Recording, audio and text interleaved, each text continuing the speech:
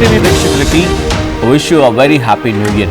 ఈ ఏడాదంతా మీకు కలర్ఫుల్గా, చీర్ఫుల్గా అండ్ మీరు అనుకున్న మంచి పనులన్నీ నెరవేరాలని అండ్ అలాగే మీ లక్ష్యాలన్నింటినీ చేరుకోవడానికి అన్నీ మీకు సహకరించాలని అండ్ మీ లక్ష్యాలను ఈజీగా చేరుకోవాలని అండ్ నేను చాలామంది అనడం జరిగింది జాబ్స్ కోసం అని చెప్పి. ఎస్, మీ అందరికీ ఎవరైతే జాబ్ కోసం ఎదురు చూస్తున్నారో అందరికీ మంచి జాబ్ రావాలని మనస్ఫూర్తిగా కోరుకుంటూ once again we wish you a very happy and prosperous new year.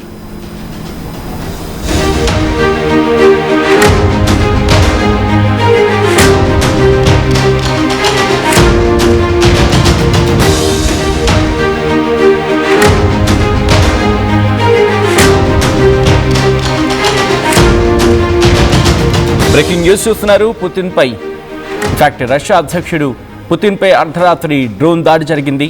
నోవ్గోరోడ్లోని Putin నివాసంపై attack జరిగింది. దాడికి సంబంధించిన వీడియో సీసీ ఫుటేజ్ని విడుదల చేసింది రష్యా రక్షణ శాఖ. దాడులను సమర్థవంతంగా తిప్పికొట్టామంటూ చెప్పుకొచ్చింది రక్షణ శాఖ. రష్యా విడుదల చేసిన ఆ వీడియో ఫుటేజ్లో మంచు శకలాల్లో పడిపోయిన డ్రోన్, ఇన్ఫాక్ట్ మంచులో పడిపోయిన డ్రోన్ శకలాలను మీరు చూడొచ్చు. డ్రోన్ల దాడిని యుక్రెయిన్ చేసింది అని చెప్పి, అంటే డ్రోన్ల దాడిని యుక్రెయిన్ పనిగా ఆరోపించడం జరుగుతోంది రష్యా. ఇదంతా పచ్చి అబద్ధం అంటూ కొట్టిపారేస్తున్నాడు యుక్రెయిన్ అధ్యక్షుడు జెలెన్స్కీ. ప్రస్తుతం గత రెండు రోజుల క్రితమే ఈ ఘటన గురించి మాట్లాడుకున్నాం. ఇటు ఆ డ్రోన్లను పట్టుకున్న జరిగిందంటూ మాట్లాడుకునే సందర్భం, అంటే ఇటు రష్యా అధ్యక్షుడు పుతిన్ టార్గెట్గా దాడులు జరుగుతున్నాయి, రష్యా అధ్యక్షుడు పుతిన్ టార్గెట్గా దాడులు జరుగుతున్నాయని చెప్పి ఆరోపణలు కావచ్చు, లేకపోతే రష్యా స్వయంగా చెప్పుకొచ్చిన సందర్భం. రష్యా యుక్రెయిన్ మధ్య రోజు రోజుకి ఆ ఘర్షణలు ఇంకా పెరిగిపోతూ ఉన్నాయి.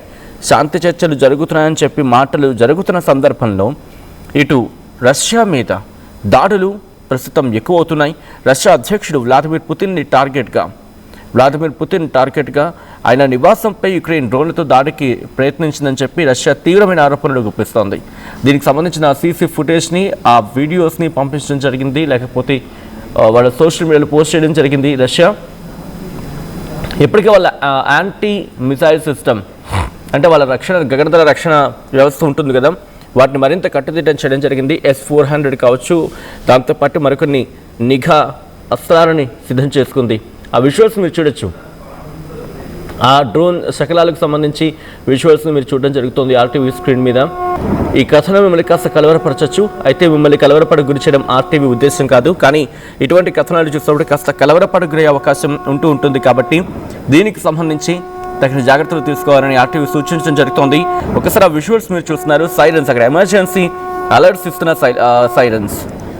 సో ప్రస్తుతం ఇటు యుక్రెయిన్ అలాగే రష్యా మధ్య ఘర్షణలు రోజు రోజుకి తీవ్రతరం అవుతున్నాయి. రష్యా విదేశాంగ మంత్రి సెర్గీ లావ్రోవ్ ఆయన ఏమంటారంటే, నోవ్గోరోడ్ ప్రాంతంలోని పుతిన్ నివాసంపై డిసెంబర్ 28 రాత్రి నుంచి 29 సోమవారం తెల్లవారుజామున ఈ సందర్భంలో ఈ టైం 28 నుంచి 29 ఆ మధ్యకాలంలో యుక్రెయిన్ ఏకంగా 91 లాంగ్ రేంజ్ డ్రోన్స్తో దాడికి పాల్పడిందని చెప్పి ఇక్కడ రష్యా రక్షణ మంత్రిత్వ శాఖ చెప్పడం జరుగుతోంది. అయితే రష్యా గగనతల రక్షణ వ్యవస్థ వాటన్నింటినీ సమర్థవంతంగా ఎదుర్కొందని చెప్పి, వాటిని తిప్పికొట్టిందని చెప్పి, అలాగే పుతిన్ ఇంటికి ఎటువంటి ఇబ్బంది జరగలేదు. ఆ ఫుటేజ్ వాడు చూపిస్తున్న క్రమంలో అవి చాలా దగ్గర వరకు వచ్చేసాయి, పుతిన్ ఇంటి దగ్గర వరకు వచ్చాయనేది ఇంకొక వీడియోనో లేకపోతే ఒక ఫుటేజ్ను చక్కర్లు కొడుతోంది. బట్ ఇది మనం ఆథరైజ్ చేయలేం, ఎందుకంటే ఇది రష్యా రక్షణ శాఖ రిలీజ్ చేసిన ఫోటో. సాధారణంగా మనం చూస్తూ ఉంటాం, యుద్ధ సమయాల్లో ఇటు ఒకరిపై ఒకరు ఆరోపణలు గుప్పించుకుంటూ ఉంటారు, ఒకరిపై ఒకరు విమర్శనాస్త్రాలు సంధిస్తూ ఉంటారు. సో వాళ్ళు ఇచ్చిన ఫుటేజ్ని బేస్ చేసుకుని మాట్లాడే సందర్భం మాత్రమే ఉంటుంది. ఇటు రష్యా చెప్పిన మాటలు బట్టి రష్యా వర్షన్ ఇదని చెప్పి, అండ్ యుక్రెయిన్ చెప్పిన వర్షన్ బట్టి యుక్రెయిన్ చెప్పిన వర్షన్ ఇదని చెప్పి మాట్లాడుకుంటుంటాం. అండ్ ఇప్పుడు కూడా అటువంటి పరిస్థితి. అయితే దీన్ని ఉగ్రదాడిగా అభివర్ణించడం జరుగుతోంది రష్యా రక్షణ శాఖ. సరైన టైంలో ప్రతీకారం తీర్చుకుంటామంటూ హెచ్చరిస్తోంది. అంటే ఇప్పటికే శాంతి చర్చలు కొలుక్కొస్తున్నాయి. కొద్ది రోజుల క్రితం ట్రంప్ మాట్లాడాడు, ట్రంప్ సర్ది చెప్తున్నాడు, ఇద్దరి మధ్య కూడా ఒక సయోధ్య కుదురుతుంది. బహుశా ఇంకొక 2-3 వారాల్లోనే ఒక ప్రొడక్టివ్ డిస్కషన్ జరగబోతుంది. ఎందుకంటే కీలకమైన వ్యక్తులు ఒక భేటీగా ఏర్పడి చర్చిస్తున్న క్రమం, కీలకమైన వ్యక్తులంతా కూడా. సో దీన్ని ఉగ్రదాడిగా అభివర్ణించడం జరుగుతుంది రష్యా రక్షణ శాఖ. రష్యా విడుదల చేసిన వీడియోలో ఆ విజువల్ మీరు చూస్తారు చూడండి, పూర్తిగా మంచులో కప్పబడి ఉన్నాయి ఆ డ్రోన్ శకలాలన్నీ కూడా. సో అది వాటిని మేము పేల్చేసాము అంటే గాల్లో ఉండగానే ఆ డ్రోన్స్ని మేము పేల్చేయడం జరిగిందని చెప్పి రష్యా రక్షణ శాఖ చెప్పుకొస్తోంది. అయితే రష్యా ఇదంతా కూరుండి చేస్తోంది, ఇది రష్యా ఆరోపణ మాత్రమే అని చెప్పి యుక్రెయిన్ అధ్యక్షుడు జెలెన్స్కీ అంటున్నాడు.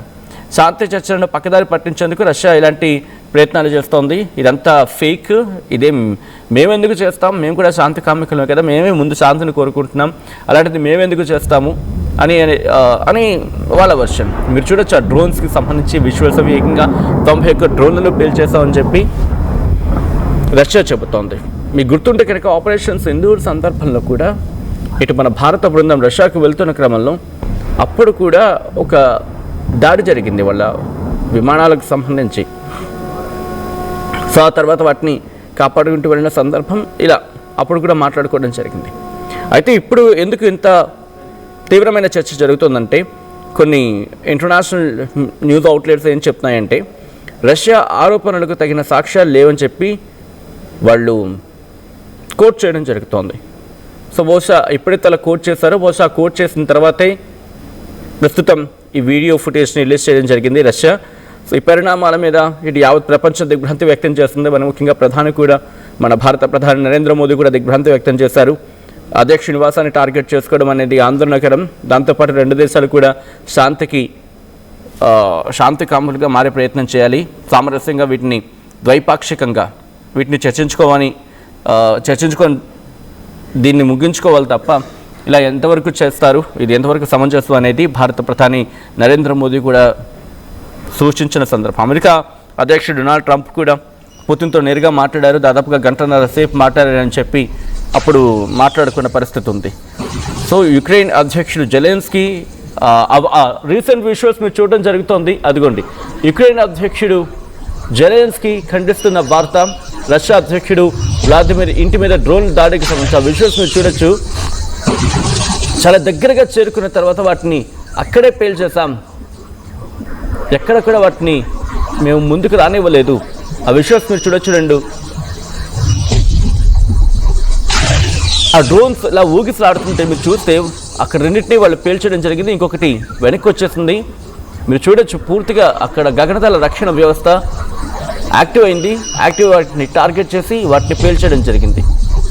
అదిగో మీరు చూస్తే ఒకటి బాంబు రిలీజ్ చేస్తున్నట్టుగానే భావించవచ్చు, ఒకటి బాంబు రిలీజ్ చేస్తుంది. ఆ విజువల్ మీరు చూస్తే బహుశా కొంచెం అలాగే అనిపిస్తోంది.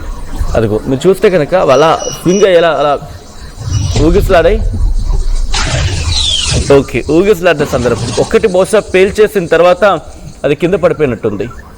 అది కరెక్ట్గా మీరు చూస్తే 28/12/2025 అర్ధరాత్రి 2:14 అదిగో పేల్చేసిన తర్వాత ఓకే, ఆ పేల్చిన తర్వాత కింద పడినట్టుంది. బహుశా దాంట్లో ఉన్న మిజైల్ సిస్టమ్ ఏదైనా కింద పడిందో లేకపోతే ఆ టైంకి ట్రిగ్గర్ చేశారు. దానికి అఫ్కోర్స్ క్లారిటీ రావాలి. పుతిన్ ఇంటి మీద దాడికి సంబంధించిన విజువల్స్ మీరు చూడడం జరుగుతుంది ఆర్టీవీ స్క్రీన్ మీద.